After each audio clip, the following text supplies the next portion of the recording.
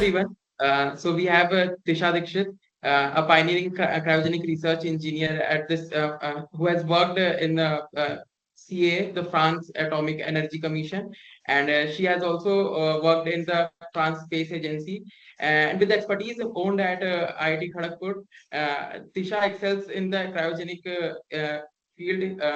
And let us join the journey of the Dr. Tisha Dikshit. Thank you, Devendra. But just one tiny correction.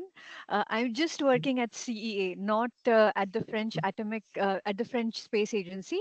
We have a project with them, but I am employed at CEA. Okay. Yes, ma'am. ठीक Okay, है, ma'am. ठीक है. Okay, yes. So, Sarthak, Yeah, okay. So, ma'am, we would start with start. Okay. What kind of student were you in, like school days? And we back in when we were in the school, we dreamed of like becoming the scientist, but we didn't able to achieve it. So, what dreams you had when you were in the school? Uh, okay. So if we go to school, okay, that's like 2 decades or 2.5 decades ago. So Yeah. uh, मैं ना बहुत ही sincere school मतलब sincere लड़की थी। ठीक है, मतलब हमेशा come first in the class. ठीक है, and I used to hate missing school. मुझे स्कूल मिस करना बिल्कुल अच्छा है, मतलब चाहे बारिश हो चाहे कुछ भी हो, मतलब मेरी मम्मी परेशान हो जाती थी कि यार ये मतलब कुछ भी हो स्कूल जाना चाहती है, बिकॉज कभी कभी क्या हाँ, होता था कि जैसे मैं आई और मेरा यूनिफॉर्म भीग गया, 2 दिन कंटिन्यूअस बारिश हुई और यूनिफॉर्म भीग गया, तो फिर अभी तीसरे दिन मम्मी बोलती थी कि भाई अभी तुम मत जा, but I used to be like नहीं, मुझे जाना ही है चाहे कुछ भी हो जाए, प्रेस करके दो, कुछ भी करके दो। एंड शायद आई थिंक सिर्फ मतलब मेरे फर्स्ट टू टेंथ में, सो बेसिकली मैं पूना से, मतलब पूना से नहीं, I am born in Bhopal, but मेरे पेरेंट्स जब मेरा एजुकेशन शुरू हुआ, सो फॉर 2 इयर्स मतलब मेरा लोअर LKG UKG वगैरह तो औरंगाबाद में हुआ था, and first to my entire education till engineering was in Pune. So मैं पुणे से बेसिकली व्हाट वी से मराठी कल्चर वगैरह में पली बड़ी हूँ Hmm. टाइप्स। और फिर so first to I think tenth में हमेशा कोशिश करती थी कि मुझे क्लास में अच्छे अच्छे मार्क्स लाने हैं, ऐसा था। बट टू बी ऑनेस्ट, जब जब आप मुझे पूछ रहे हो कि मुझे क्या ये था कि मुझे क्या बनना था, मुझे एज सच कुछ याद नहीं, बिकॉज वो हमारा एरा वो था जहाँ पे आप आइदर इंजीनियर या डॉक्टर, है ना। So basically tenth doctor. के बाद द क्वेश्चन पूछा जाता था कि भाई तुम साइंस लेने वाले हो, बायोलॉजी लोगे या मैथ्स लोगे या फिर तुम कॉमर्स लोगे। ठीक है। सो और मेरा मतलब बैकग्राउंड ये था कि जैसे मेरी मम्मी जो थी वो म्यूजिक टीचर थी। ठीक है, और पापा जो थे वो होटल में थे। सो कोई भी इंजीनियरिंग या डॉक्टर या ऐसा इस बैकग्राउंड का नहीं था, so nobody was there to tell कि यार नहीं नहीं तुम ये लो या फिर तुम वो लो। बट सिंस मेरा पढ़ाई में मैं थोड़ा स्ट्रांग थी, अल्टीमेटली साइंस लिया कि भाई इंजीनियरिंग कर लेते हैं, that was a this thing. और उसके बाद बट हाँ, one thing that I was very very what to say, बहुत मुझे चाह थी, which was to go into aeronautics. ठीक है, तो स्पेशली आई डोंट नो आप लोगों को याद होगा कि नहीं, बट वो कल्पना चावला का जब वो रिटर्न कर रही Yes, थी, ma'am. सो वो हाँ. कोलंबिया का जो हाँ, एक्सप्लोजन हुआ था, मुझे याद है कि मैं I was sitting the whole time seeing कि क्या हो रहा है एक्सेट्रा। और फिर उसके बाद वो सारी चीजें जब आप देखते हो काइंड ऑफ थिंग, तो मुझे बहुत फैसिनेशन था कि यार एरोनॉटिक्स में जाना चाहिए, ऐसा वैसा। तो मैंने इंजीनियरिंग सॉरी साइंस लिया था टेंथ के बाद। ठीक है, और उसके बाद मैंने आई रिमेम्बर कि मैंने IIT JEE का डेफिनेटली पढ़ाई की थी, बट मैं ICSE और ISC बोर्ड से थी। ठीक है, सो रिलेटिवली CBSE और स्टेट बोर्ड से थोड़ा ज्यादा उसमें ज़्यादा टफ टफ होता होता है। है। हाँ. हाँ, तो वो सब था। और मेरा कंसंट्रेशन हमेशा यही था कि मुझे ट्वेल्थ में भी अच्छे मार्क्स लाने हैं। बहुत मतलब मुझे उस वक्त पे ये पता नहीं था कि यार ट्वेल्थ में मैं थोड़ा कॉम्प्रोमाइज कर दूंगी और IIT के प्रिपरेशन में ज्यादा मेहनत कर लूंगी, so may be it will be helpful. But ठीक है, मैं मतलब सबके एक्सपीरियंसेस रहते हैं, सबका नॉलेज उस लेवल पे जो रहता है। तो लेकिन लाइक मैंने मैथ्स में मेरा 100 आउट ऑफ 100 आया था आईएससी में ना, तो मुझे उस बात की थोड़ी सी खुशी थी। और आई थिंक पूना में भी ज्यादा तो स्कूल्स नहीं थे, हार्डली कुछ स्कूल्स थे, बट उसमें भी साइंस बैकग्राउंड में मैं नंबर 1 आई थी उस टाइम पे, ऐसा तो वो सब था। बट सेम टाइम मुझे लगता है कि मेरा ये जो इंजीनियरिंग एंट्रेंस के प्रिपरेशन है ना, वो मैं ज्यादा नहीं कर पाई थी। एक एक पॉइंट के बाद मैंने शायद को शायद मैंने नहीं, मैंने क्लासेस भी नहीं ज्वाइन किए थे। ठीक है, मतलब मुझे इतना आइडिया और नॉलेज ही नहीं था कि यार आप क्लासेस में जाके कर सकते हो ये वो। बट आई थिंक फाइनली मेरा यूनिवर्सिटी ऑफ पुणे में हो गया था। I couldn't get into IIT. I think I got into, I don't remember if I got into bits. But मतलब मैंने बहुत सारे एंट्रेंसेस दिए थे, कि भाई ये करे। Yes. मैं बैंगलोर गई थी, चेन्नई गई थी, पता नहीं बहुत कुछ कुछ हुआ था। और उसके बाद फाइनली मैंने यूनिवर्सिटी ऑफ पुणे में, but I could not gate aeronautics anywhere, तो मुझे मैकेनिकल में मिला। ठीक है, आई मतलब मुझे तब आइडिया नहीं था, बट लाइक वो और एक एरा था जब सब लोग यूएस जाते थे, कंप्यूटर साइंस जाना है, आईटी में घुसना है। हाँ, सो वो भी एक था। बट मैंने मतलब जब लोगों से कंसल्ट किया तो उन्होंने बोला कि नहीं, मैकेनिकल इंजीनियरिंग ले लो, you can always divert to aeronautics in your masters. ठीक है, बट मेरा ड्रीम एज सच मतलब एरोनॉटिक्स में समहाउ मुझे घुसना था, बट उस पॉइंट पे वो नहीं हो पाया था। So मैम सबका मैम हल थोड़ा चेंज आता है मैम आफ्टर द स्कूल में, थोड़ा कॉलेज में चेंज आता है मैम. So how हाँ, the things changed in your college life, and how was your college life? अच्छा, so basically since I did not get into aeronautics, okay, I was completely, मतलब मैं बहुत ही पढ़ाई में मैंने ध्यान देना छोड़ दिया। सो मेरे फर्स्ट ईयर इंजीनियरिंग में literally I was like just pass हो रही थी, मुझे कोई इंटरेस्ट नहीं था, etcetera etcetera. But suddenly in the second year पता नहीं क्यों, specially I was good in engineering drawing. ठीक है, इंजीनियरिंग ड्राइंग हो गया, फिर हीट ट्रांसफर हो गया, और मेरा मैथ्स वैसे स्ट्रांग था। सो थोड़ा सा ये सारी चीजों में ना मुझे सडनली फिर से इंटरेस्ट आने लगा। और second year I came back, मैंने ये कर लिया कि नहीं यार, मतलब तुम कितना देर रोते रहोगे कि तुम्हारा एरोनॉटिक्स में नहीं हुआ है ना, सम पॉइंट पे तो तुम ये करना पड़ेगा। और मैकेनिकल ऐसा फील्ड है कि वो भी बहुत डाइवर्स है, आप रोबोटिक्स में जा सकते हो, आप थर्मल में जा सकते हो। yes, आई मीन उस पॉइंट पे तो इवन मैकेनिकल इंजीनियर इन्फोसिस में भी जा सकता था, है ना। So there were many options that you could go to. और फिर हमारे वो जो फेस्टिवल्स होते थे कॉलेज में, etcetera etcetera, so it was मतलब मुझे फिर थोड़ा अच्छा लगने लगा। And towards the third year मैंने सोचा कि अगेन लाइक वेदर जॉब लेना है या मास्टर्स करना है। ठीक है, तो मुझे मतलब फ्रॉम पेरेंट्स ऐसा कुछ प्रेशर नहीं था कि तुम अभी जॉब ज्वाइन करो या फिर कुछ करो। सो आई हैड द ऑप्शन कि मैं मास्टर्स भी कर सकती थी। और मुझे out of the 3 fields in mechanical, मतलब एक तो अपना डिजाइन हो गया, और फिर हीट ट्रांसफर हो गया, और एक फैब्रिकेशन हो गया, तो मुझे हीट ट्रांसफर में बहुत इंटरेस्ट हुआ। एंड फॉर्चुनेटली मेरे जो उस टाइम के जो लेक्चरर्स थे वो भी बहुत अच्छे थे। सो उन लोगों ने भी थोड़ा सा कुछ कंपटीशन जीत लिया, कुछ ये कर लिया, सो ऐसी चीजों में से आपको थोड़ा मोटिवेशन मिलता है। सो Yes. फिर मैं थोड़ा सा बैक ऑन ट्रैक आ गई, कि ठीक है, अभी वही पढ़ाई में फिर से लगते हैं। और फिर मैंने सोचा कि नहीं, इस अब मैं फिर से वो आईआईटी का, कि नहीं, आईआईटी में I would like to get into. So what is the way. ठीक है, तो तब पता था कि GATE is the way in which you can go into MTech. ठीक है, बीटेक में नहीं हुआ तो चलो मास्टर्स में ट्राई कर लेते हैं, ऐसा। सो that's how I started thinking कि नहीं, मुझे अभी मास्टर्स करना है।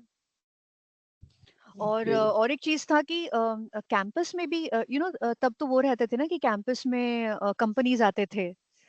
सो और एक हाँ, ये रहता था कि होगा नहीं होगा, इतने सारा कंपटीशन है, क्या है। But although, and another thing is, mechanical में हम लोग शायद 120 बॉयज में सिर्फ 8 लड़कियां थी।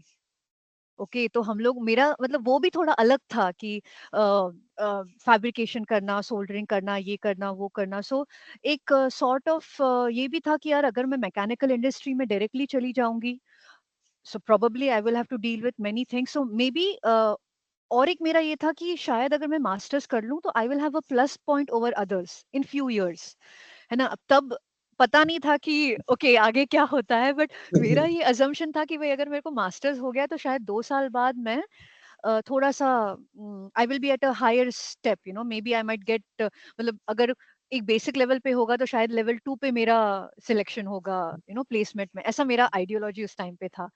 और उस टाइम पे अनफॉर्चुनेटली मुझे ये नहीं पता था कि इसरो हो गया या फिर अपने डीआरडीओ हो गए, ये सारे बैचलर्स लोगों को मोर इजीली लेते हैं compare to masters and PhD. और मेरा ये अजम्पशन था कि शायद if I do masters I will be more eligible to their profile, ऐसा। बट मुझे वो एंट्रेंसेस के बारे में वगैरह उस पॉइंट पे इतना आइडिया नहीं था। मैम फॉर्चुनेटली आपको नहीं पता था। हाँ एक्चुअली 10 साल बाद तो मैं वही बोलूंगी कि फॉर्चुनेटली मुझे पता नहीं था। ओके, सो ये था अप टू माय हाँ। इंजीनियरिंग। हाँ तो मैम जैसे आपने लाइक कॉलेज के बाद सोचा कि गेट देंगे, तो हाँ, लाइक कॉलेज के साथ साथ गेट की प्रिपरेशन कैसे की? बिकॉज क्योंकि वो टाइम पे ऑनलाइन कोचिंग भी नहीं थी, correct it correct was correct heavily correct. Offline coaching, so how did हाँ, you prepare for that? so for me, I had joined. Okay, again, I got a bit late because, you know, मेरा first year, second year guy, and I got a bit late. So, okay, sorry, I got a bit late. तो 20 sorry, my third year engineering में मैंने सोचा कि भाई अब मेरे को गेट देनी है, विच इज जनरल टर्म्स में क्वाइट लेट, मतलब आप सेकेंड ईयर में ही प्रिपरेशन शुरू कर देते हो। But we had something called as, since मैं पुणे से हूँ, इंस्टीट्यूशन ऑफ इंजीनियर्स का एक पुणे सेंटर है, ठीक है? तो वो ओके। मैंने ज्वाइन किया था, of I mean of course online तो कुछ था नहीं, इन पर्सन ही था तब। तो वो मैंने ज्वाइन किया था और मुझे याद है कि मैं सुबह, मेरा कॉलेज जो रहता था that used to be at around 8:30, ठीक है? तो मैं कॉलेज चली जाती थी 8 बजे, and it used to be from 8:30 to 4 o'clock। So मेरे घर से, ऑफ कोर्स मेरे पेरेंट्स ने थोड़ा मेरे को काइनेटिक खरीद के दे दिया था, तो मैं थोड़ा इंडिपेंडेंट थी, टू व्हीलर से आ जा सकती थी। सो मैं और मेरा I think college half an hour driving रहता था। सो मैं निकलती थी कॉलेज से शाम को 4 बजे, घर आती थी 4:30 बजे। और मम्मी जो है वो वही टिफिन विफिन जो भी 4 बजे का रहता है नाश्ता, वो बना के रेडी रखती थी। आई यूज्ड टू ईट, और मेरे क्लास इंस्टीट्यूशन ऑफ इंजीनियर्स में शाम को 6 बजे रहते थे। और फिर मैं घर से दूसरे डायरेक्शन में हाफ एन आवर जाती थी, और फिर 6 से 8:30 वो अटेंड करके रात को 9 बजे तक घर आती थी। फिर आने के बाद अगेन खाना रेडी रहता था, वही खाना खा लो।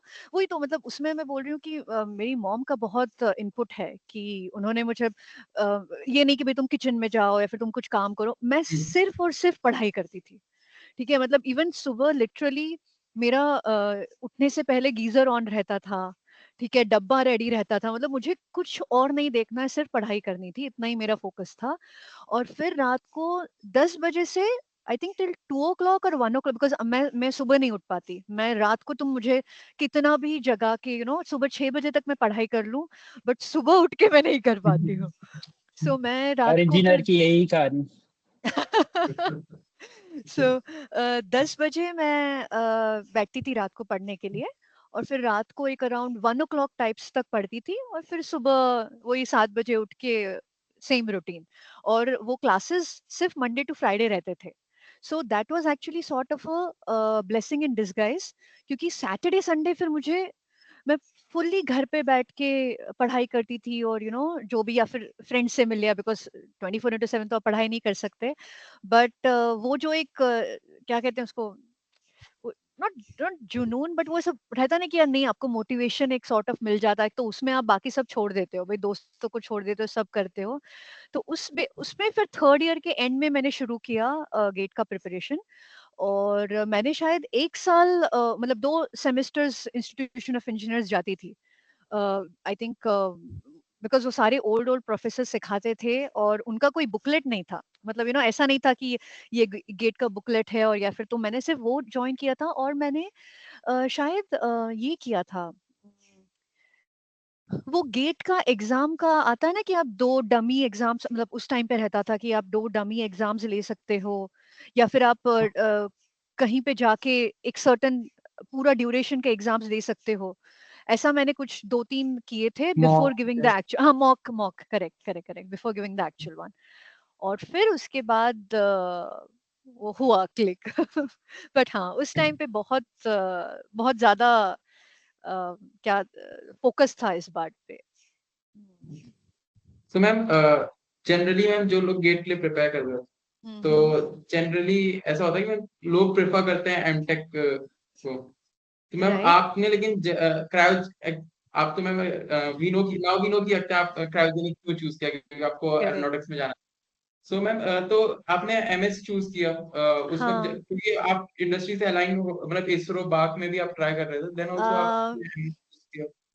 अच्छा, टू बी ऑनेस्ट, उस टाइम पे मुझे बिल्कुल भी आइडिया नहीं था कि मास्टर ऑफ साइंस और एमटेक में क्या डिफरेंस है। ठीक है। अब मेरा क्या हुआ था Yeah. कि आई गेव गेट, मैंने गेट दिया, मेरा गेट का रिजल्ट आया, एवरीथिंग वाज फाइन। फिर मैंने धड़ाधड़ मतलब जितना हो सकता है, बिकॉज वो तो अपना उस टाइम पे था ना कि आप सब जगह पे अप्लाई करो और फिर वो मेरिट बेसिस पे आपको मिलता था। मतलब तब सेकंड इंटरव्यू नहीं रहता था, तब सिर्फ आपका एप्लीकेशन भेजो, आपका गेट स्कोर भेजो और उसके बेसिस पे आपको एक्सेप्टेंस या रिजेक्शन लेटर आ जाएगा।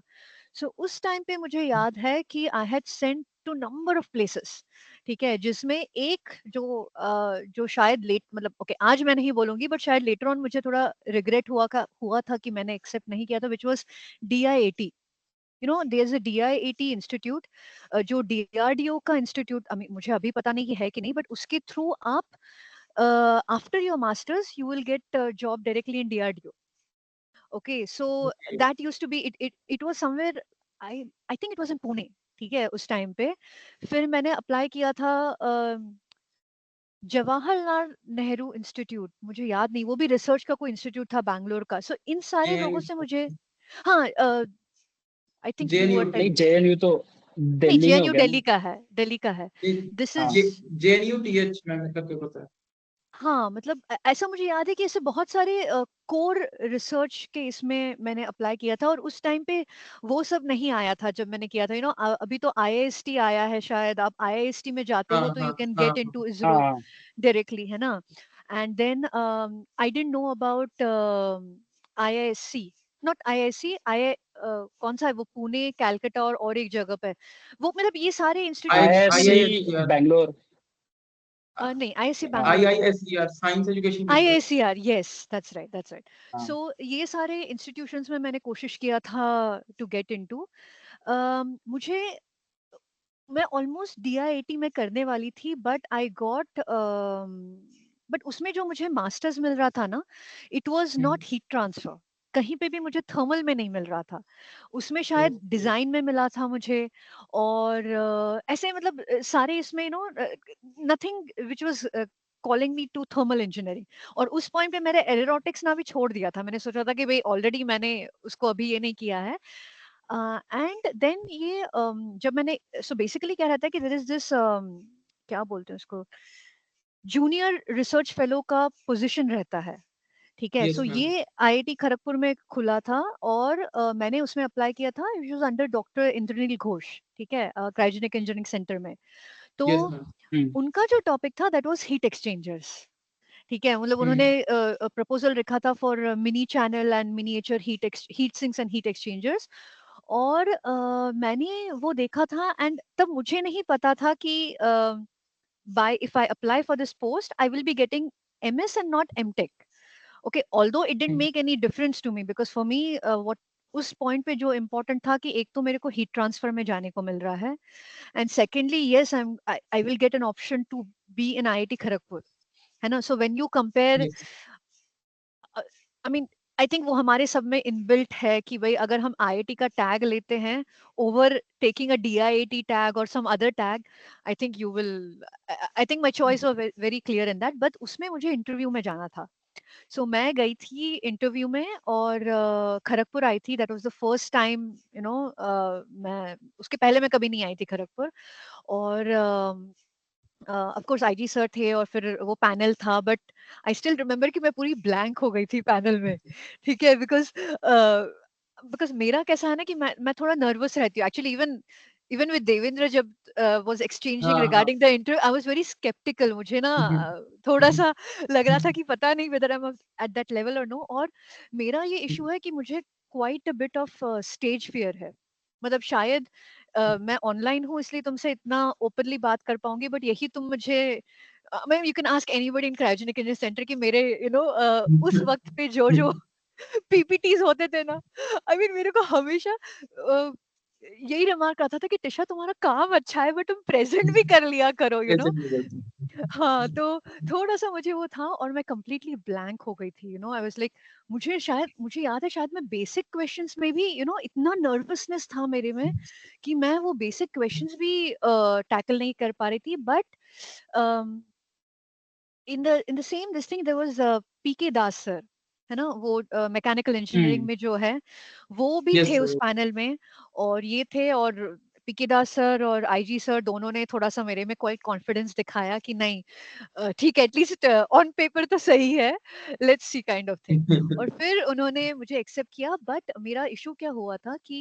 यूनिवर्सिटी ऑफ पुणे का रिजल्ट जो है वो अगस्त या जुलाई अगस्त में उस टाइम पे आता था, and I miss the slot of admission.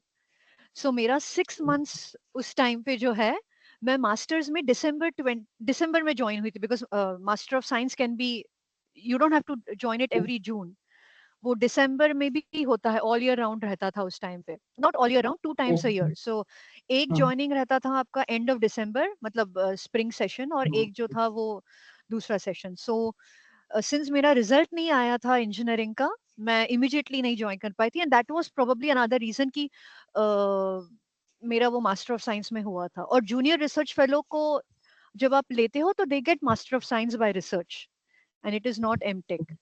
सो मैंने वो बस एक्सेप्ट कर लिया था, बट उस पॉइंट पे मुझे कोई आइडिया नहीं था, मुझे बस इतना पता था कि हाँ, मेरा क्लासेस दिसंबर के बाद शुरू होंगे, और लेकिन मुझे बहुत ईगरनेस था शुरू करने का, तो मैंने आईजी सर को लिखा था कि अगर आप चाहते हो तो मैं थोड़ा जल्दी आ सकती हूँ, और उन्होंने बोला था कि ठीक है, मतलब तुम्हारा रिजल्ट आने के बाद तुम आ जाना। और फिर मैं अगस्त 2011 में फिर मैं खड़गपुर लैंड की कि हाँ भाई, अभी मैं यहाँ पे हूँ। ऐसा। तो मैम लाइक खड़गपुर लैंड होने के बाद कैसी थी आपकी कॉलेज लाइफ? कैंपस अच्छा, कैसा तो लगा आपको? हाँ, तो पहला चीज तो ऐसे कैंपस तो मैंने इंटरव्यू के टाइम पे देख लिया था, मैं और मेरी मम्मी आई थे ये मतलब वो आई थी मेरे साथ इंटरव्यू देखने के लिए। सो कैंपस तो बहुत अच्छा था, because I had never seen such a campus before. और मतलब जो हम बोलते हैं ना कि इट्स लाइक क्या कहते हैं, मिनी इंडिया, मतलब एक बार आप कैंपस के अंदर घुस जाओ तो आपको हम्म, किसी भी चीज के लिए बाहर जाने की जरूरत नहीं है। और ये लिटरली मेरे साथ इतने बार हुआ है कि मुझे याद है कि मैं घर से अपना कैंपस एंटर करती थी और 2 महीने बाद सिर्फ घर जाने के लिए बाहर जाती थी, है ना? सो वो क्वाइट ही एक अच्छा था कि भाई पोस्ट ऑफिस हो गया, मतलब कुछ भी आपको जो जो जरूरत की चीजें हैं ना, आपको बाउंड्री के बाहर नहीं जाना पड़ता। So that was one thing that was really nice. और ऊपर से थोड़ा कैसा था कि एज आई सेड कि मैं थोड़ा सा पढ़ाकू टाइप्स थी। सो इतना नहीं था कि मैं दोस्तों के साथ घूमने जाऊं, या फिर ऑफ कोर्स मेरे दोस्त थे, बट थोड़ा सा क्या जैसे क्या कहते हैं, मतलब मेरी मम्मी थोड़ी कोई स्ट्रिक्ट थी। ठीक है, तो नहीं, 7 बजे के पहले घर वापस लौटने का है। ठीक है, दोस्तों के साथ जा रहे हो तो बताओ कहाँ जा रहे हो, कितने बजे जा रहे हो, कितने बजे वापस आओगे, मतलब बिकॉज मुझे याद है कि उस टाइम पे सेल फोन्स आए थे, और मेरी मम्मी ने मुझे सेल फोन लेके दिया था, बट इसके लिए कि भाई अगर तुम 9 बजे बोले हो कि घर आने वाले हो, 9:05 अगर हुए तो तुमको कॉल करके बताना है कि तुम कब आओगे।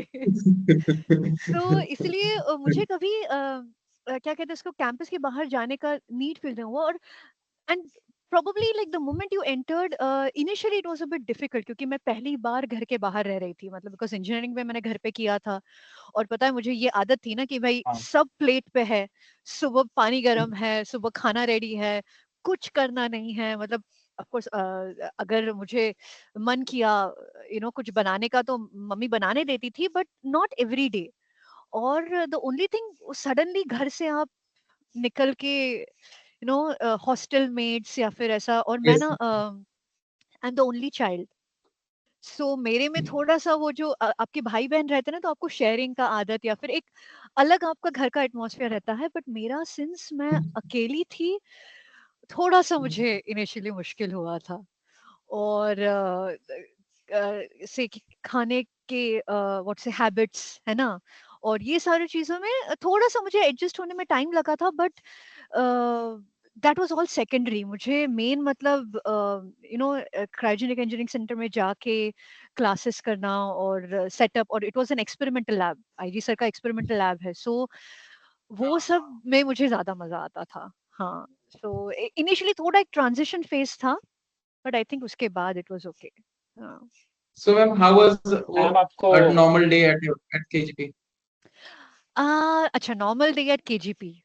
Okay, so initially for the first 1.5 year or rather 2 years, मैं बहुत ही रिजर्व थी। ठीक है, क्योंकि मेरा पहला जो हॉस्टल था, सिंस हम लोग एमएस के थे, हम लोग वीएसआरसी में मुझे मिला था। ठीक है, तो Okay. Vikram Sarabhai residential complex, Vikram अभी सर। हाँ, हाँ विक्रम साराभाई, तो मैं वहां पे मेरा ये रहता था। सो बेसिकली थोड़ा सा उसका डिसएडवांटेज बोलो ये है कि हम बहुत अलूफ रहते हैं 2.2 के वाले अपने कैंपस के। सेंटर 2 से। point, हाँ, हाँ, है ना। सो टीजीएच हो गया, जिमखाना हो गया, इससे हम लोग सारे के सारे, not not TGH, Gymkhana, right. हाँ, तो इससे हम लोग बहुत अलूफ रहते हैं। सो मेरा डायरेक्शन ही अलग रहता था, इट्स वेरी डिफिकल्ट कि आप वहां से जाओ, और थोड़ा सा सिंस रिसर्च में आप काम करते हो, तो आई रिमेम्बर हमारे टाइमिंग्स, लाइक सुबह चले जाओ, फिर लैब में आप शाम तक रुको, और ये नहीं रहता था हमारे यहाँ पे, मेस नहीं था वीएसआरसी में उस टाइम पे। सो हम, हाँ, तो फिर उस वक्त पे कैसा है कि हम लोग, I used to get up in the morning, और मुझे एक बुरा आदत लग गया था कि मैं सिर्फ चाय पी के ऑफिस लैब जाती थी। ठीक है, बिकॉज मैं एक चाय प्रेमी हूँ, मतलब मेरा दिन चाय के सिवाय शुरू नहीं हो सकता। ठीक है, और फिर हम लोग मैं आई थिंक सुबह 8 बजे टाइप्स आई थिंक लैब पहुंच जाती थी। ठीक है, बिकॉज आईजी सर भी थोड़ा जल्दी आते थे, and he used to prefer working early, so पहुंच जाना। फिर फॉर अ लॉन्ग टाइम मैंने वो फॉलो किया, फिर मेरा तबीयत खराब हुआ, फिर मेरे को रियलाइज हुआ कि नहीं भाई, ब्रेकफास्ट तो करना ही चाहिए, it is not something that to avoid. फिर मैं सुबह उठ के थोड़ा सा थोड़ा सा लेट जाने लगी कि खाना वाना बना के चले जाओ, और फिर लंच टाइम में मैं वापस आती थी वीएसआरसी। हम लोगों ने फॉर्चुनेटली हमारा जो मतलब वो तो घर सिस्टम था ना उस टाइम पे, अभी मुझे पता नहीं, बट हम लोग को क्या किया था कि 2 रूम के फ्लैट में हम लोग 4 लोग थे, सो ईच रूम में we used to be like 2 girls. ठीक है, तो ये सारे मास्टर्स और पीएचडी या फिर जो भी है वो ऐसा रहता था, और हमें एक छोटा किचन था, तो हम लोगों ने क्या किया था, चारों ने मिलके एक आंटी जी खाना बना के जाती थी। ठीक है, तो वो आके हम लोग लंच मैं कर लेती थी, फिर वापस जाती थी, और फिर शाम को भी अराउंड 7 बजे टाइप्स वापस आ जाना, 7 सवा 7, डिपेंडिंग अपॉन कि एक्सपेरिमेंट चल रहा है या फिर काम कैसे चल रहा है। और फिर बस उतना ही रहता था उस टाइम पे, तो मैं कोई रिजर्व थी तब। मैंने मतलब ये जो सारा अपना सिर्फ हॉलीडे एक है जिसमें मैंने पार्टिसिपेट किया था, बिकॉज वो तो आपको सबको इनवाइट करना पड़ता है बस हाँ, इसके लिए। और अपार्ट फ्रॉम दैट बस मतलब इतना कुछ नहीं। सो यही मेरा रहता था। हम लोग सैटरडे भी मतलब लैब जाते थे उस टाइम पे। संडे एक है जहाँ पे डिपेंड करता था, अगर मुझे काम है तो मैं जाती थी, वरना जस्ट फर्स्ट हाफ जाती थी या फिर नहीं जाती थी, मोस्ट लाइकली ऐसा। तो वही रहता था। But another thing is IG sir की जो वाइफ है, उन्होंने मुझे बहुत सपोर्ट किया, बिकॉज मतलब क्या कहते हैं उसको मैं एक घर छोड़ के आई थी, एंड देन सडनली जो अपनापन रहता है हाँ, हाँ, वो yes. उन्होंने हाँ, बिकॉज और उनकी उस टाइम पे जो छोटी लड़की थी वो जस्ट 2 साल की थी जब मैं आई थी, और उनका लड़का भी क्वाइट यंग था। सो उन लोगों के साथ थोड़ा मेरा वीकेंड मैं क्वाइट स्पेंड करती थी, उनके साथ थोड़ा नेताजी में उस टाइम पे एवरी वीकेंड मूवी लगती थी, है ना। अभी भी लगती है हाँ या? हाँ, तो Yes. हाँ, अभी वो भी लगती है। हाँ, तो फिर वो सब ऐसे अटेंड करना, बट वो टुवर्ड्स द एंड, मतलब but initially first first few months में क्वाइट रिजर्व थी कि भाई काम से काम रखो, काम करो, वापस आओ, खाना खाओ, फिर जाओ। और वीकेंड में भी वो रहता था, क्या कहते हैं उसको, डी मार्ट या कौन सा कोई तो भी मार्ट है ना वहां पे, Tech हम market. लोग मुझे याद नहीं आ रहा है अभी। Ma'am, tech market. कहते हैं नहीं हम टेक लोग। मार्केट नहीं, टेक बाहर मार्केट, कैंपस के बाहर, तब वो रिसेंटली खुला था, रिलायंस का जो रहता है रिलायंस खुला है, स्टोर। हाँ। हाँ, तो वो उस टाइम पे जस्ट रिसेंटली नया खुला था, तो महीने में एक संडे वहां पे जाके वो कुछ शॉपिंग करके वापस आ जाते थे, बस इतना ही शेड्यूल रहता था। बट तो मैम, या तो बोलो मैम बोलो। आप एमटी में भी रहे हो ना? किसमें? Ma'am mother Teresa hall of presidents. नहीं नहीं, एमटी में नहीं, मैं वीएसआरसी में थी। और उसके बाद जब मेरा पीएचडी में मैंने ज्वाइन किया तो sister Nivedita okay. Just okay. उस साल ही खुला था, मतलब 2014, जिस ईयर मैंने ज्वाइन किया था उस दिन उसका एक ब्लॉक खुला था 2014 में। और उसमें मैंने सो मेरे सिर्फ दो ही हॉस्टल्स हैं, दिस एंड दैट। बट उसके बाद वहां पे मेरा क्वाइट लाइफ अलग हो गया। ऐसा। और सिंस मैं पूना से हूँ, देयर इज अ महाराष्ट्र मंडल, अपने अलग अलग हाँ हाँ हाँ। थोड़े से हैं। तो towards my second year of masters मैं महाराष्ट्र मंडल के साथ बहुत इन्वॉल्व हो गई, क्योंकि फिर क्या होता था कि लोग पूना से आ रहे हैं, बॉम्बे से या फिर नागपुर से आ रहे हैं, तो हमारे टिपिकल चीजें खाने के लिए लेके आते थे, तो उसमें मैं थोड़ा सा क्वाइट इन्वॉल्व हो गई थी। वो एक हाँ, वो एक था। फिर मतलब लैब के जितने भी लैबमेट्स हो गए, या फिर दूसरे लैब्स के, हम लोग सारा ग्रुप रहता था। और दिन में चाय का तो आप लोगों को आई थिंक कल्चर पता ही होगा, कि भाई जब पाँच छेदीस। छह तो ऐसे ही हो जाते हैं। हाँ, आपको छेदीस याद है? कौन सा? छेदीस, छेदीस कैंपस के क्षितिज, जस्ट बाहर। हाँ, आई रिमेम्बर। हाँ, तब वो आई थिंक, लेकिन वो बहुत ही छोटा सा था उस टाइम पे, अभी मुझे पता नहीं है वो अभी भी उतना ही है। उतना ही है। अच्छा अच्छा अच्छा। हाँ हम लोग तो यूजुअली चलिए, इसके बाद भी कुछ था राइट, एक जैसे जहाँ पे मतलब आपको अगर बहुत हाई फाई पार्टी देनी है तो आप सिर्फ वहां पे जाओगे, मतलब एक, अब उसका मुझे I don't exactly remember the name, but मुझे याद है कि हम लोग वहां पे जाते थे एट मैक्स। और चाय वाय के लिए आइदर हमारा सबसे फेवरेट वाज इलेक्ट्रिकल डिपार्टमेंट में, देखो एक अंदर है। Yes ma'am, ma'am it was there, एक और एलम आए थे तो ही वाज आल्सो टेलिंग दैट। हाँ हाँ, अभी नहीं है क्या वहां पे? मैम वो अभी अभी अभी नहीं नहीं है। है। अरे अरे, तो वो तो ना बहुत वो बहुत अच्छा, मतलब वहां पे चाय use to make really really well.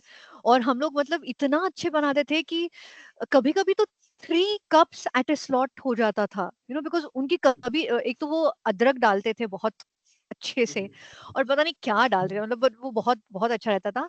And secondly that we use to like is, tech market में गुड़ का चाय मिलता है।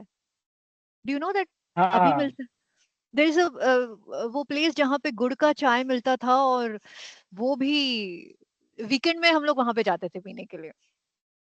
बट वीकडे में तो ये रहता था। और टिक्का का मुझे उस टाइम पे इतना अच्छा नहीं लगता था, बट मैंने सुना अभी टिक्का बहुत रिनोवेट हो गया है। हाँ मैम। हाँ, टिक्का हाँ, नया वो बन गया। Correct correct correct. तो ऐसा रहता था, बट वो electric department was the best, मतलब वो हमको बहुत अच्छी लगती थी चाय वहाँ की। तो ऐसे ही दिन, मतलब this is how it was for my masters के लिए, तो मेरा यही रूटीन रहता था। और मे बी 6 महीने में एक बार घर चले जाएं, 1-2 हफ्ते के लिए, दिवाली में हो गया या फिर दिसंबर में हो गया, बस इतना ही। ओके। हाँ, तो मैम जैसे आपका सीजीपीए भी 9.91 था, हाँ, तो आपका पब्लिकेशन भी हो गया था एमएस के एंड में। So correct. What was your thought process like to do PhD in KGP? अच्छा, okay, so like first, okay, for the abroad भी फर्स्ट, जा सकते थे आप। exactly. So for the first हाँ। two, or rather for all 3 points, I think I will give the complete credit to IG sir, मतलब मेरे supervisor, क्योंकि उन्होंने ना बहुत इनिशियली मुझ में ये इंस्टिल कर दिया था कि सी, फॉर्चुनेटली और अनफॉर्चुनेटली हम लोगों को पब्लिकेशन के थ्रू ही जज किया जाता है, ठीक है, when you are in research. Hmm. Okay, आज शायद मैं इस स्टेट पे हूँ जिसमें मैं बोलूंगी कि नहीं, अगर अगर मुझे मेरा पेपर अच्छा नहीं लगता तो मैं नहीं भेजूंगी, ठीक है, मतलब मैं शायद सिर्फ साल में एक ही पेपर पब्लिश करूंगी, लेकिन मैं इतना अच्छा करूंगी कि मुझे कोई फर्क नहीं पड़ता कि मेरा 4 है या 5 है, मतलब मुझे 50 पब्लिकेशन नहीं चाहिए, मुझे एक चाहिए, बहुत अच्छा चाहिए, ठीक है। बट उस वक्त पे that was not the case, क्योंकि मास्टर्स में भी रूल, एमएस का भी रूल अभी मुझे पता नहीं, बट उस टाइम पे ये था कि आपको एक इंटरनेशनल जर्नल में पब्लिकेशन चाहिए था। You will not get your degree without that. फिर पीएचडी में द रूल वाज कि आपको 2 इंटरनेशनल जर्नल्स और एक नेशनल कॉन्फ्रेंस, ठीक है। सो नेशनल कॉन्फ्रेंस का इतना नहीं रहता था, because national symposium on cryogenics happens every alternate years. So वो हम लोगों को पता था कि ठीक है, एक नेशनल में हो जाएगा, but having an international journal और ऊपर से उसमें भी गुड क्वालिटी, मतलब एल्सेवियर हो गया या फिर एएसएमई हो गया या फिर ये सारे जो अच्छे जर्नल्स माने जाते, बिकॉज हम लोग तो इंजीनियरिंग बैकग्राउंड के हैं, तो हम लोग नेचर वेचर का तो सोच नहीं सकते, that is for a typical science background. Science. So हाँ, साइंस बैकग्राउंड का आ जाता है। तो in such a case I think IG sir ने बहुत इनिशियली मुझे बहुत ये बोल दिया था, क्लियरली बोल दिया था कि टिशा, अगर तुमको तुम्हारी डिग्री रिलेटिवली ऑन टाइम लेनी है, so you have to start preparing for this. और उनके पास ना ऑलरेडी प्रोजेक्ट था, और मतलब मैं गई थी और मुझे कुछ along with theoretical studies experiment का भी काम शुरू हो गया था। सो in that way I would से मैं थोड़ा सा लकी थी, है ना, कि भाई दोनों मेरा इन पैरेलल चल रहा था। और लाइक मेरे आई थिंक 1 या 2 पेपर जो उस टाइम पे थे, actually during my MS I think I already had 2-3 paper शायद, या फिर 2 कम्युनिकेशन में थे, या ऐसा कुछ तो भी था towards the end of it, क्योंकि ड्यूरिंग माय पीएचडी वो सारे पब्लिश हुए थे अल्टीमेटली, ऑल्दो हमने कम्युनिकेट जरूर कर दिए थे। बट वही है कि IG sir was also very कि भाई एक्सपेरिमेंट हो गया। और उनका कैसा था कि मैंने अगर पेपर लिखा तो he will leave everything else and check the paper. वो भी तो एक रहता है ना कि कभी कभी आप सुपरवाइजर को पेपर दे देते हो और फिर उसके बाद 2 महीने तक आपको कोई उस पे करेक्शंस नहीं आते। Exactly exactly. सो वो सारी चीज आई थिंक कंट्रीब्यूट हुए थे। और सिंस थोड़ा मेरा मैथ्स स्ट्रांग था, सो मेरा थ्योरी थ्योरी उस इसमें थोड़ा स्ट्रांग हो गया। और उन्होंने क्या किया कि he ensured that along with theory I have experimental knowledge and I have computational knowledge too, तो okay that came during my PhD, but masters के टाइम पे थ्योरी और एक्सपेरिमेंट इसका उन्होंने मुझे क्वाइट ये दे दिया था। और सीजीपीए तो वो थोड़ा सा एज आई सेड कि थोड़ा मैं पढ़ाकू थी, सो इसीलिए because CGPA is also based on हमारे इसकी ना कोर्सेज थे, राइट। फर्स्ट ईयर में मैंने कोर्सेज किए थे, तो उसमें आप जैसे स्कोर करते हो उसके बेसिस पे आपका वो था। और I guess that's how it was. इसलिए वो 9.91 था। But I think lot of factors contributed in, मतलब मैं अकेली नहीं आती हूँ इसमें। और yes, now for your third question कि अब्रॉड में पीएचडी क्यों नहीं किया। सो टू बी ऑनेस्ट, मुझे अभी भी याद है कि मैं आई मीन आईजी सर और उनकी वाइफ के साथ मैं बैठी थी और उनसे बात किया था। एक्चुअली मेरी supervisor was not in the favour of me continuing PhD there. He said कि तुम्हारे पास अगर ऑप्शन है तो तुम अब्रॉड जाओ, ठीक है। सो उस टाइम पे उन्होंने मुझे बोला था कि तुम पीएचडी के लिए चाहो तो तुम बाहर जा सकते हो। मतलब ही वाज नॉट सेइंग कि मैं तुम्हें नहीं लूंगा फॉर पीएचडी, और इट्स नॉट नहीं लूंगा in the sense, but it's like मैं तुम्हें ऑफर नहीं करूंगा, ऐसा बात नहीं है। But you will have more opportunities later on, है ना। ऐसा वो हो जाता है कि एक बार आप पीएचडी में यहाँ पे आ जाते हो, तो अब मुझे पता है कि अगर आप पीएचडी यहाँ पे करते हो तो क्या प्लस पॉइंट्स है and etcetera etcetera. But to be honest, मेरा okay, I think Devendra is there, नहीं, हाँ, okay Yes, yes. Okay okay. So I think उस पॉइंट पे थोड़ा सा it was not more, the decision was not based on my academics, but it was more based on my personal situation, ठीक है। मतलब अगर मैं I am the only child, already मैं घर से क्वाइट दूर हूँ, मतलब पूना घर है, मैं खड़गपुर में हूँ। And probably I was not still mentally prepared कि मैं बाहर जाऊंगी, यू नो। ऑल्दो क्योंकि एक्चुअली इंजीनियरिंग के बाद मुझे याद है कि शायद मैंने मास्टर्स के लिए भी जीआरई रहता था उस टाइम पे, along with GATE, people who wanted to go GMAT. abroad. No, not GMAT. GMAT was for MBA, or GRE MBA, used to be for GRE and engineering. GMAT. Correct Yeah. Correct correct correct. So मैंने मेरे mom से भी discuss किया था उस चीज को लेके। एंड देन ऑल्सो क्या रहता है कि उसमें आपको एक फाइनेंशियल स्ट्रेंथ लगता है, है ना, विच हैज टू बी हम्म कि भाई हाँ अगर कल को कुछ इमरजेंसी आया तो क्या मेरे पेरेंट्स आ सकते हैं, एक वो ईज ऑफ क्या कहते हैं उसको, टू बी मतलब अगर फॉर एग्जांपल मैं अगर यूएस चली गई, है ना, कुछ हो गया या फिर कुछ हो गया, सो इतना लिबर्टी नहीं था कि भाई आप साल में 2 बार टिकट्स बुक करके घर जाओगे, है ना, ये सब करोगे। इतना मेरा मतलब मेरे पेरेंट्स फाइनेंशियली स्ट्रांग नहीं थे उस वक्त पे कि मैं वो डिसीजन ले पाऊं कि यार मैं अब्रॉड जाऊंगी। और मुझे भी शायद खुद को इतना कॉन्फिडेंस नहीं था कि मैं अकेले कैसे मैनेज करूंगी, ऑलरेडी यहाँ पे मेरा एक सॉर्ट ऑफ कुकून सा बन गया था, मेरे फ्रेंड्स, मेरा ये सुपरवाइजर इज नाइस। अभी मैं जाऊंगी पीएचडी के लिए, मुझे सुपरवाइजर पता नहीं है वो कैसे हैं, है ना। So that is another uncertainty that will come कि अरे यार ठीक है अगर यूरोप में भी आ गए या फिर कुछ भी है, तो उस पॉइंट पे मुझे लगा कि that was my safest choice कि ओके मतलब अगर मेरा पीएचडी में हो जाता है खड़गपुर में तो okay I I will continue with that. और सेकेंडली मैंने टॉपिक सेम नहीं रखा। If you see my PhD and my masters it has a different topic, ठीक है। सो वो मेरा एक ये था कि मैं सिंस मैंने ऑलरेडी मिनी चैनल्स और माइक्रो चैनल में काम कर दिया था, okay it was overall still heat exchangers but next was in metal foams and मेरा masters was not exactly in cryogenics, हम लोग रूम टेम्परेचर पे स्टडी किया था।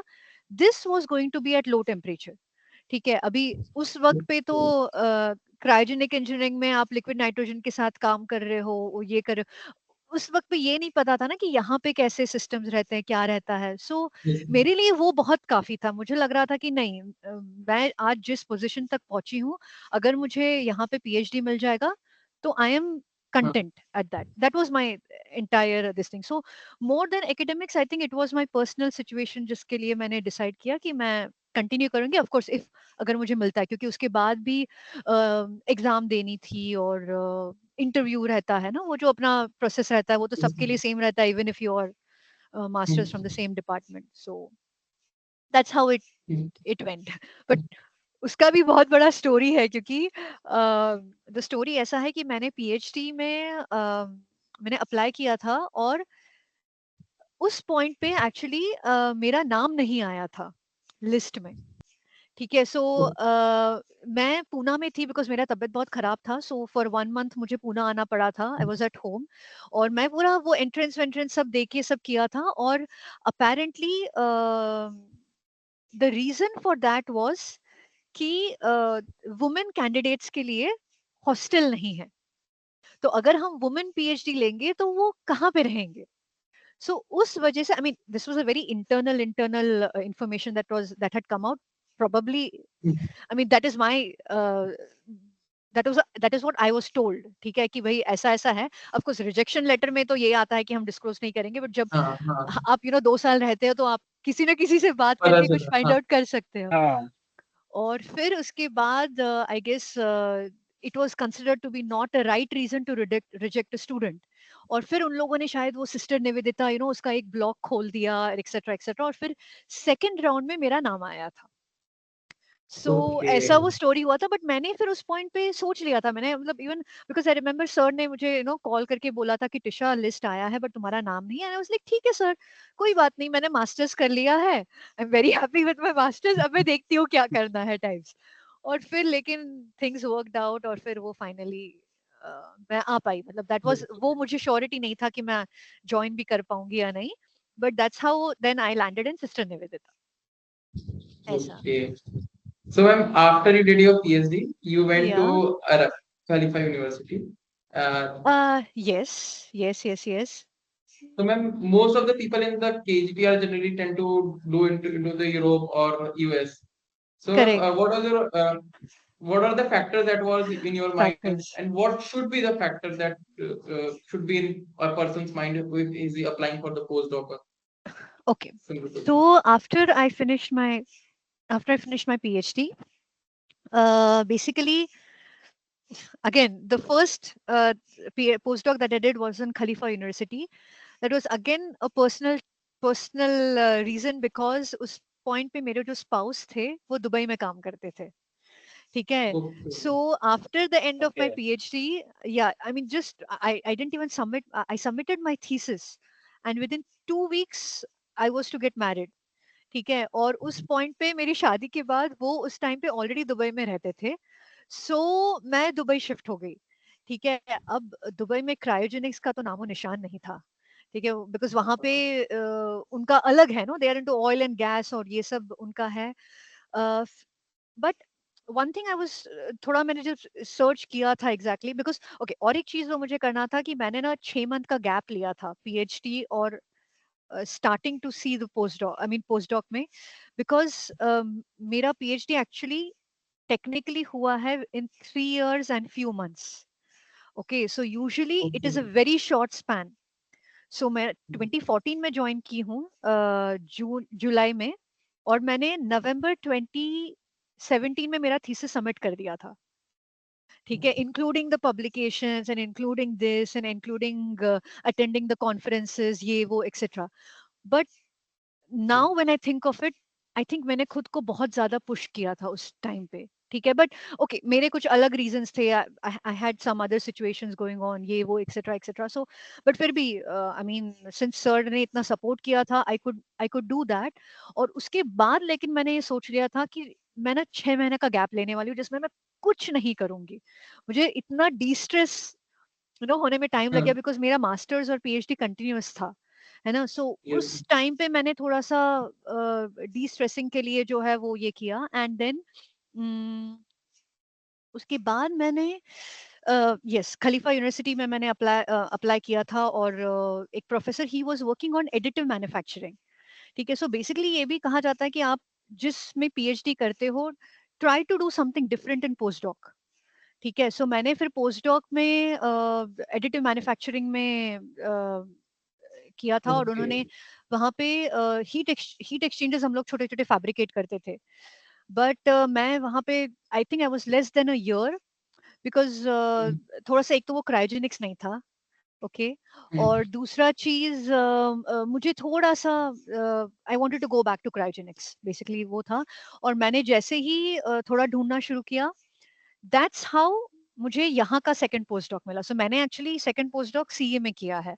और इट Yes. वाज, या इट वाज हार्डकोर क्रायोजेनिक्स. और मैंने अप्लाई किया था. The process took quite a while, but ultimately मेरा यहाँ पे सेकंड पोस्ट डॉक में हो गया था. So that's how then I came to France in 2020. That is like just before COVID. Okay. Yeah, Okay. ऐसा. So now you are working at CA France, Yes. and हाँ. also you shared that you are working on a project with Atomic Energy Commission of France. Space Agency. Yeah. Yeah. So Mhm. could you please share what are you working on? Okay. So okay, let me give you an idea ki I was basically hired, okay, to work on cooling of superconducting magnets. Okay, that was my postdoc project. Basically, there was an internal grant that they got to develop a demonstrator. So basically, अभी क्या होता है कि superconducting magnets जो भी हैं, वो सारे कूल किए जाते हैं by just immersing them in liquid helium. ठीक है. So if they're working at low temperatures or something like that, it's directly being inserted in liquid. And it's like ठीक है, आपके पास मतलब not unlimited, but आपके पास quite an amount of supply रहता है. तो आप सोचते नहीं हो कि आपका कितना ये हो रहा है, क्या कहते हैं, how much are you losing, okay, in terms of electricity or in terms of power or things like that.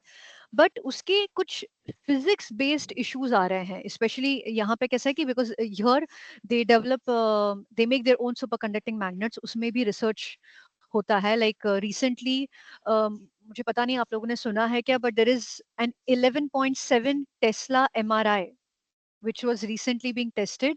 It's is the highest capacity in the world. और वो मैं just यहाँ पे है, मतलब I just cross it and go, because वो हमारे ही CA पैरासाइक्लाई ने डेवलप किया है. और इरफू हमारा जो डिपार्टमेंट, मतलब जो इंस्टीट्यूट है, उसने डेवलप किया हुआ है, जिसपे सेवरल ईयर्स से उन लोगों ने काम किया है. सो बेसिकली यहाँ पे कैसा है कि they are working into different different cooling mechanisms and different projects और ऐसा. So they have their own superconducting magnet जिसमें R&D होता है. तो उन लोगों ने ये फाइंड आउट किया कि एक बॉइलिंग जो होता है, you know, when the magnet is generating heat, ठीक है, Yes, उस वक्त पे जब आपका लिक्विड उसमें आता है तो बबल्स जो है वो फॉर्म होते हैं, जिसकी वजह से there is a local sudden shoot of temperature that happens. So on a long run it is not a very good idea. Okay, on Mhm. also liquid helium जो है वो अभी मतलब helium जो है वो इतना महंगा होता जा रहा है कि you cannot afford to just, you know, dip things in liquid helium like before. Mhm. So now they are looking for dry cooling solutions, and when we say dry cooling it is like cryo cooler. So actually तुमको एक आवाज आ रहा होगा, शुक शुक शुक, जो एक आवाज background में आ रहा है मुझे पता नहीं, बट 2 क्रायो कूलर्स अभी चल रहे हैं लैब में, या फिर वो नॉइस Okay. कैंसिलेशन में चला गया है. ओके, बट मेरे लिए वो बहुत स्ट्रांग है. सो आजकल क्या होता है कि it's just like instead of having a fridge you have a cryo cooler, और क्रायो कूलर जो है वो 2.3 केल्विन तक जाता है. ओके, विच इज लाइक आप लिक्विड हीलियम उसमें से प्रोड्यूस कर सकते हो. And then if you want to go even further like 10 milli kelvin में जाना है तो आप डाइल्यूशन रेफ्रिजरेटर्स वगैरह में जा सकते हो, बट अभी हम लोग उसमें नहीं घुसे. We are still up to liquid helium. और मेरे जो यहाँ के जो बॉस हैं वो इवन सुपर फ्लूइड हीलियम पे काम करते हैं. So the entire thing was कि they wanted to they want to cool a superconducting magnet by a dry cooling method, that is the cryo cooler. But abhi kya rehta hai ki cryo cooler, so magnet is going to generate some Tesla. You cannot let it interfere with the cryo cooler head, ठीक है, क्योंकि वो भी GM cryo cooler रहता है. So it's not okay. So आपको ना एक स्पेशल डिस्टेंस मिलता है कि आपको मान लो आधा मीटर डिस्टेंस है between the cryo cooler and the magnet, तो आप उसको कूल कैसे करोगे? So what we are using currently is pulsating heat pipes. Okay, so they actually have two phase क्या कहते हैं उसे, मतलब you have neon या फिर helium या फिर कोई भी nitrogen, any cryogen आप लो and you work close to its saturation temperature. आपको कौन से टेम्परेचर पर मैग्नेट को कूल करना है आप उसके हिसाब से फ्लूइड चूज करो, and then you can usually have the क्या कहते हैं उसको, आप you can transfer the, you know, specially transfer the cryo cooler का cooling to the magnet. So इस पर्टिकुलर प्रोजेक्ट पे मैं हायर की गई थी, और उसके बाद कोविड आ गया. सो अनफॉर्चुनेटली यू नो थोड़ा टाइम स्पैन हुआ एंड वी आर डिलेइंग. सो हमारी वो प्रोजेक्ट पता नहीं अभी भी चल रहा है. Okay, at the same time last year because ये pulsating heat pipes is quite is a technology which is like since 1990, but cryogenics में ये थोड़ा quite recently आया है.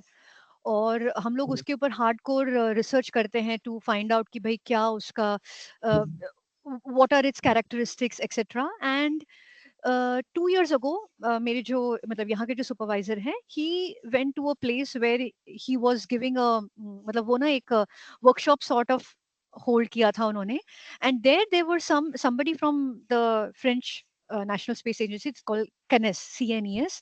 वो वहां पे आए थे एंड उनको ऐसे लगा कि for one particular application it is possible to employ these passive cooling technology. ठीक है, सो Okay. it took a while, we had a lot of exchanges etc, and finally I think just 2 months ago it materialized. मतलब हमने 2022 दिसंबर में शुरू किया था बात करना, एंड देन यू नो वो प्रोसेस होता है बिकॉज स्पेस में तो यू नो कि उनके कितने रूल्स एंड रेगुलेशंस रहते हैं, बहुत रिस्ट्रिक्शंस रहते हैं. सो Yes, वो ma'am. सो फाइनली मटेरियलाइज हुआ, बट अनफॉर्चुनेटली मैं अभी आप लोगों को ये नहीं बता पाऊंगी कि वो क्या है. ठीक है, शायद शायद 2 साल बाद I might be able to tell you.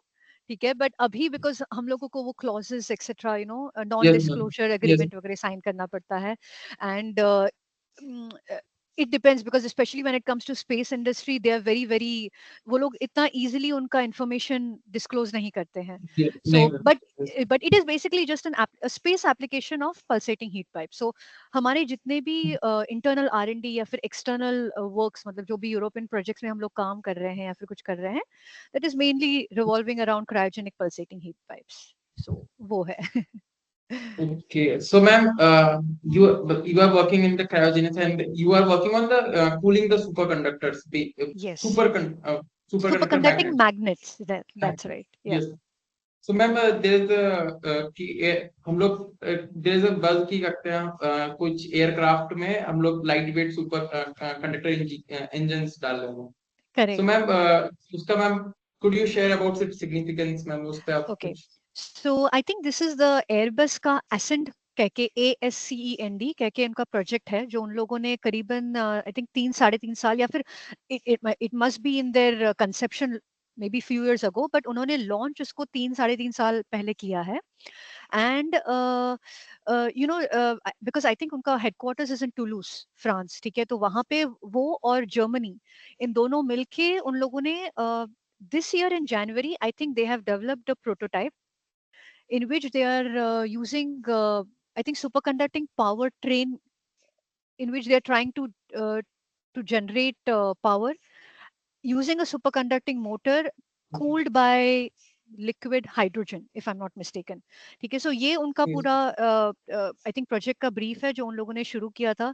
And there is also, I think it's a part of their zero E project. ठीक है, zero E aircraft ऐसे उनको कुछ launch करना है, but to be honest long run में I think ये जरूरी रहने वाला है, बिकॉज यू नो अगर आज, बिकॉज शायद से यूरोपियन नॉर्म्स में देर आर सम डेडलाइंस कि आपको आपका CO2 एमिशन जो है वो 2050 तक इतने लेवल तक करना है या फिर इतने लेवल तक रिड्यूस करना है.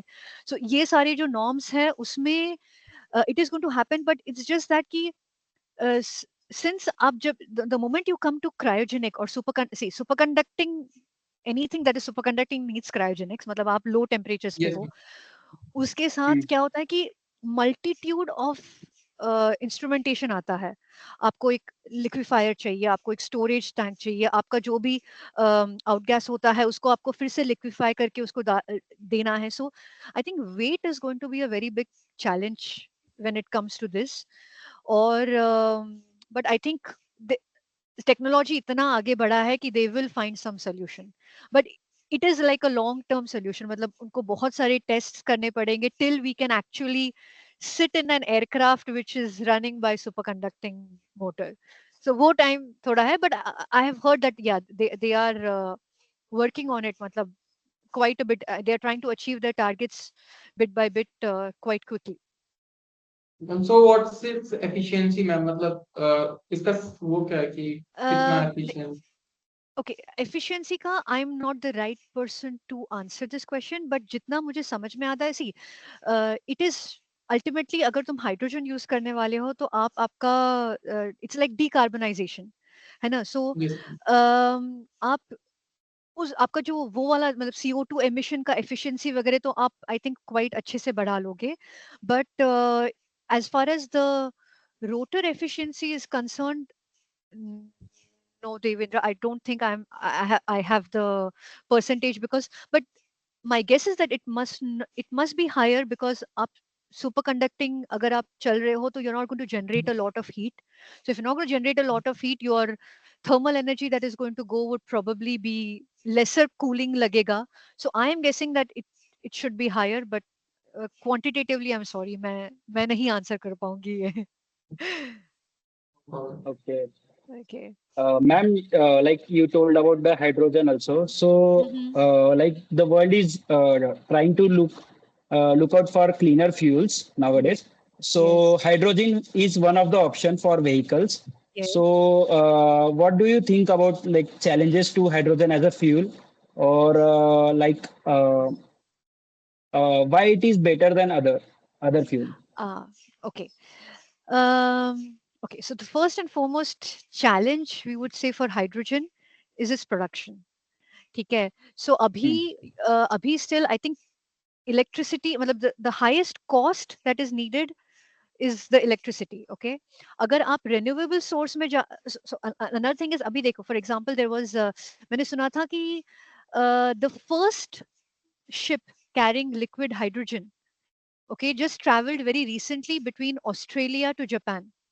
It's a Japanese company जिन लोगों ने क्या किया है कि literally liquid hydrogen को transport किया है, but the production of the hydrogen was by coal. ठीक है, और brown coal ऐसे कुछ तो भी बोलते हैं. So जब आप उसको produce कर रहे हो coal के साथ, तो it is not a green hydrogen. है ना, जब आप ग्रीन अगर उसमें डाल रहे हो तो you need to have everything that is renewable. But I guess it's a Enough. good start. Yeah, it's a good start because they have installed port पे उन लोगों ने स्टेशन इंस्टॉल किया था कि भाई जो भी गैस प्रोड्यूस होता है हाइड्रोजन उसको आप लिक्विफाई करोगे फिर आप ट्रांसफर करोगे. I think it was just a maiden ship, so I think वो जस्ट एक ट्रायल उन लोगों ने किया है. Now I think they will go for improvisations etcetera. So hydrogen तो आना ही है ना, बिकॉज हम कितना how many years are we still going to suffice with fossil fuels? We know, matlab I think it's going to end pretty soon in few decades. So hydrogen को आना है तो एक तो आपको उसका cost reduce करना होगा for its production. Okay, its production has to be totally green, renewable. And the third very important aspect is the safety, है ना. हाइड्रोजन का यही एक है कि आप उसको कैसे सेफ बनाओगे. लाइक फॉर एग्जांपल जैसे अभी जो हमारा पल्सेटिंग हीट पाइप है ना, so we are testing it at helium, neon, nitrogen, argon. But अगर मुझे उसको हाइड्रोजन में टेस्ट करना है तो हम लोगों ने एक्चुअली अभी सबमिट किया है कि हमको we would like to test it in hydrogen. But there are so many security clearances associated with that. Yes, We ma'am. have a separate hydrogen lab, then we have to have separate things, etc. Because little bit of this and it becomes an explosion. And so handling of hydrogen is also, I guess, very, very crucial. So I guess all these challenges, I think everybody is going to work towards it, but at some point I think it will become a reality. हमारी reality वो होने वाली, because otherwise हमारे पास solution क्या है ना. Fossil fuels खत्म हो जाएंगे तो आप जो देशों में रिन्यूएबल सनलाइट नहीं है या फिर विंड नहीं है तो वहां पे आप कैसे सप्लाई करोगे. So I guess it will come, but again it's a long term this thing. But with the new norms etcetera वो शायद people are working very hard on it. That's what I've heard. Yeah. So ma'am, like ma'am, I am from science ma'am. So ma'am, जो हम लोग we published मतलब हम लोग अपने friends को बताएंगे we are going to interview you. So ma'am, तो so many questions are from कि if from a science background person wants to be into the cryogenic engineering. So Yes. how should he approach for this? To be honest, Devendra, you have more chances than an engineer to be in cryogenics. Okay, I will tell you why. Because the cryogenic world that we have is led by physicists, okay, who are from science background, not engineers. Okay, so for example, जैसे CERN हो गया, है ना, तो CERN Yes. में it's a physicist who is going to tell me कि भाई मेरे को ना ये कूल करना है, ऐसा करना है, वैसा करना है, मुझे 4.2 टेम्परेचर या फिर जो हाइड्रोजन टारगेट्स होते हैं या फिर एक्सेलरेटर्स रहते हैं. All these are basically the concepts and ideas of physicists who come from science background. And then उसके बाद उसको मटेरियलाइज कैसे करना है कि भाई अगर कोई बोलता है कि नहीं भाई मेरे को जो है I want a hydrogen target और it has to flow at this level, ये वो, फिर हम लोगों का पिक्चर आता है कि हाँ भाई we will make this system for you, हम लोग ये एक्सपेरिमेंटल या फिर क्रायोजेनिक सिस्टम बना सकते हैं. सो टेक्निकली अगर तुम मतलब if you want to work on particle physics, accelerator accelerators, and then or what we call those guys, जो CERN में है ना अपना जो I think it Particle is collider. yes, particle collider, that's right. So all this is a physicist has to tell me कि भाई या फिर cryogenic engineer कि भाई हमको ये चाहिए है और क्या तुमको चाहिए है, what do you want to see, ये तो तुमको ही पता है. This I cannot tell you ना कि भाई what level of you want a certain velocity, you want a certain thing. हाँ उसके बाद I can say कि ठीक है आपका radius ये होना चाहिए या फिर diameter ये होना चाहिए या फिर magnet cooling आप 4.2 पे करोगे या फिर 1.9 पे करोगे. वो सब क्रायोजेनिक सिस्टम्स में हम लोग कंट्रीब्यूट कर सकते हैं. बट जो बेसिक आइडिया आता है वो शायद science a person from a science background I think will be able to have a much core understanding than me. No because I can tell you कि भाई ठीक है अगर आपको ये टेम्परेचर चाहिए तो आप ये MLI रखो या फिर ये करो वो करो. So system wise, I mean, what to say, design and system wise I can be of some help, but application wise I can be of, like for example PHP हमने किया है, अभी PHP हमने किया है, मैं उसके different applications find कर सकती हूँ. But जो physics है ना, to be honest, because it's a very complex physics that we have in pulsating heat pipes. It's a two-phase flow. Okay, there are many things that are happening inside. To be honest, I have experimental data, but sometimes even it's difficult for me to interpret the result. Maybe if I have a person from a science background, a physics background, he will be able to understand कि भाई exactly चल क्या रहा है, you know, where are my regimes, what is happening. I think I think you have equal or in fact more opportunity than me. You know, we are always on the sidelines. To be honest, हम लोग वही हमारा joke वही रहता है कि cryogenics वाले भाई हमेशा साइडलाइन में रहते हैं और मेन जो है वो फिजिसिस्ट बाहर आते हैं. That's how it is. Okay. Okay. So, ma'am, what advice you would like to share with like young girls watching this, Okay. so they can be go on the path to become scientists, as we don't see much women in India going to scientist background or True. like going in that field. So, Correct. what advice you would like? Uh, okay. See, the first, I think the basic foundation comes in schools. ठीक है, सो जो Hmm. School में मुझे याद है कि we use to have this science competitions.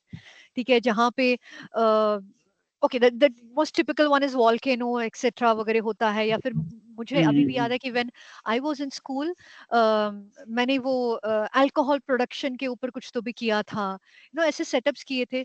So I think basic foundation school से होना चाहिए. The more at a school level आपको मोटिवेट किया जाएगा. Okay, it is really nicer. And मैं बोलती हूँ सिर्फ एक फैक्टर नहीं, बहुत फैक्टर्स आते हैं, यू नो, लाइक आपका आपके पेरेंट्स आपको कितना एनकरेज कर रहे हैं, है ना. Because for Hmm. Example I sometimes see कि स्टूडेंट्स में बहुत इंटरेस्ट रहता है कुछ चीज करने का, but for some reason they are not able to go, like engineering या फिर मैकेनिकल इंजीनियरिंग हो गया. मेरे पेरेंट्स ने कभी मना नहीं किया मुझे उसमें जाने के लिए, है ना. But most of the times people are like नहीं ठीक है, यू नो, आईटी में चले जाए या फिर कंप्यूटर साइंस में चले जाए. That is the general this thing. But to be honest, how to advise them to get into this, to be honest, I think वो circumstantial रहता है, you know. आप कभी तो भी it's particular thing that triggers, you know, आपका attraction ले लेता है, and then it would. But yes, one thing that they can do is perhaps go for these different science fairs, uh, participate a bit more, be a bit more proactive. You know, just because you are in an environment surrounded by men doesn't mean कि आप आपका, you know, you don't take your stand. So I guess school के basis पे ही होना चाहिए. और उसके बाद वंस आप इंजीनियरिंग में अगर, या फिर okay not engineering but even if you are from a science background, I would say यार hard work, sincerity and hard work. But I think it goes for both men or women. It's not just limited to girls, you know. So, और मैं बोलती हूँ ना कि it is a lot based on आपका, आप किस circumstances में हो, आप कैसे, आपका एनवायरनमेंट है, आपके दोस्त लोग, you know, a lot comes from your friends कि भाई अच्छा वो चली गई मैं भी चली जाती हूँ टाइप्स, या फिर नहीं मुझे इसमें जाना है उसमें नहीं जाना है, यू नो. बहुत अपने ऐसे होते हैं Yes, लाइक डिसीजंस वो रहते हैं. So to be honest, advice is like go on your instinct. आपको क्या चाहिए है आप सोचो, and just go on your instinct. I think वही मेरा एक एडवाइस रहेगा कि सुनो, खुद का सुनो, यू नो. ओके, या that is one thing that I would से. सबकी सुनो बट करो जो आपको खुद Parodi. करना है, ठीक है.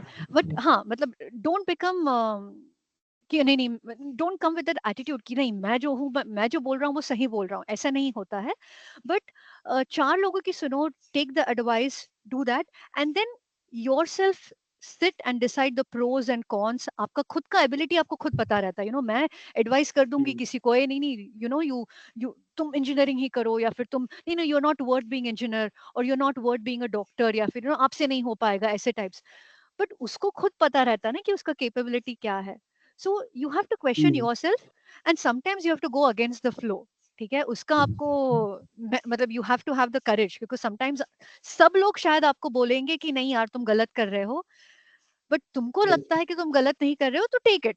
वर्स्ट सिचुएशन क्या होगा, you will make a mistake and you will learn from the mistake, that's it. और उसके अलावा आपका कुछ नहीं होगा, ठीक है. सो वो एक्सपीरियंसेस से ही आपका आता है, that is what I would से. और आपके circumstances, because I said most of the times हम लोग इंडिया में जो रहते हैं अपने फैमिली के हिसाब से हम लोग बहुत सारे डिसीजंस लेते हैं. So of course I wouldn't suggest somebody कि यार family के against जाके आपका decision लो, है ना?